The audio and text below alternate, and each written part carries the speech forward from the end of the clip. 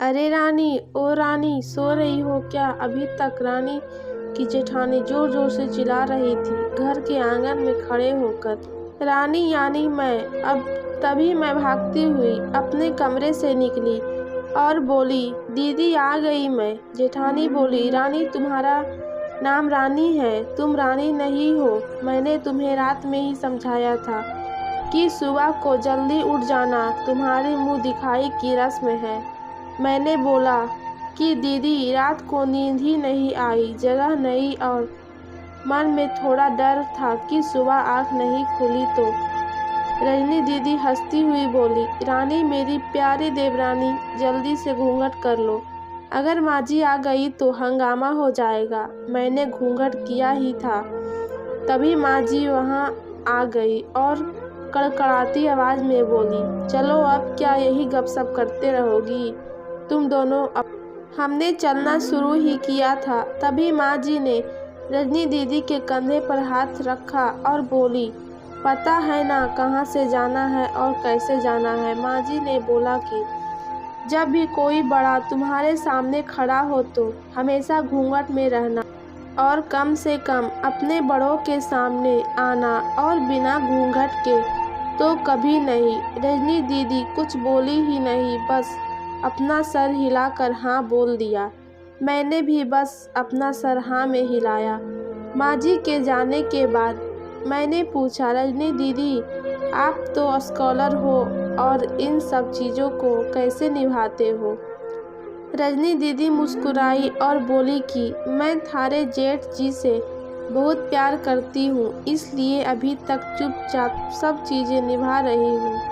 मैं कुछ नहीं बोली और चुपचाप रजनी दीदी के साथ घर के बाहर वाले कमरे में जाकर बैठ गई। वहाँ पर एक पड़ोस की आंटी जी बैठी थी। वो बोली कि ये कैसी बहू आई है, ससुर जी सामने खड़े हैं और ये यहाँ बैठी है, मुझे कुछ समझ ही नहीं आया। मतलब रजनी दीदी बोली कि आंटी जी अभी नई बहू है, यहाँ के रीति रिवाज सीखने में थोड़ा समय लगेगा। रजनी दीदी मुझे वहाँ से उठाकर मेरे कमरे में छोड़ेगी। 6 महीने यूं ही छोटी छोटी चीज़ों में बीत गए। फिर एक दिन मैं राहुल के साथ साड़ी लेने गई। राहुल का फ़ोन आया और वो दुकान से बाहर बात करने चला गया।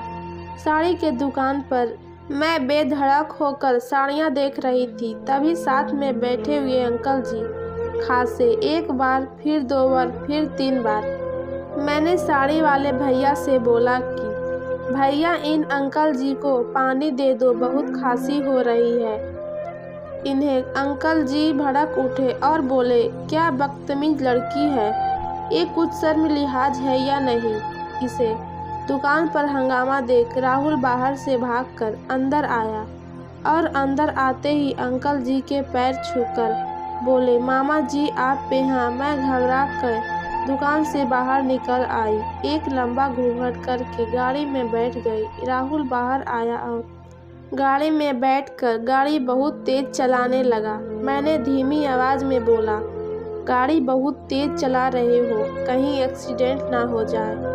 हम घर पहुंचते ही थे, तभी माँ जी जोर जोर से चिल्लाते हुए बाहर आई, देखो आ गई ये रानी साहिबा, खानदान की इज्जत मिट्टी में मिलाकर। तभी रजनी दीदी आई और बोली, माँ जी मेरे शादी को 6 साल हो गए, मैं अभी तक मामा जी को नहीं जानती, ये कैसे जानेगी? माँ जी जोर से चिल्लाई, देखो कैसे चपड़ चपड़ जवान चल रही है इस रजनी की। कभी राहुल सब की बात काटते हुए बोले कि माँ ये दोनों सही बोल रही है, अगर ये हमेशा घूंघट करके रहती है तो ये मामा जी को कैसे पहचानेगी? और माँ आज मामा जी के फ़ोन पर तुमने पूरे घर की शांति को भंग कर दिया है। ये वो ही समाज है जिसने सीता मैया पर भी उंगली उठाई थी। पिताजी और जेठ जी ने भी अपना पक्ष राहुल के साथ ही रखा। माँ जी थोड़ी देर सोचने के बाद वापस रजनी दीदी और मेरे पास आई और बोली कि तुम दोनों को अपनी मर्यादा पता है, मुझे उम्मीद है कि तुम कभी भी मेरा सिर शर्म से नीचे नहीं झुकने देगी। हम एक ही परिवार के सदस्य हैं, हमें हमेशा साथ रहना है। अच्छा वक्त हो या बुरा वक्त, हर सदस्य को अपनी मर्यादा पता है। माँ जी ने मुझे और रजनी दीदी को गले लगा लिया। अगर हमारी कहानी आपको पसंद आई हो तो कमेंट में ज़रूर लिखें और मेरे चैनल को लाइक, सब्सक्राइब, शेयर ज़रूर करें।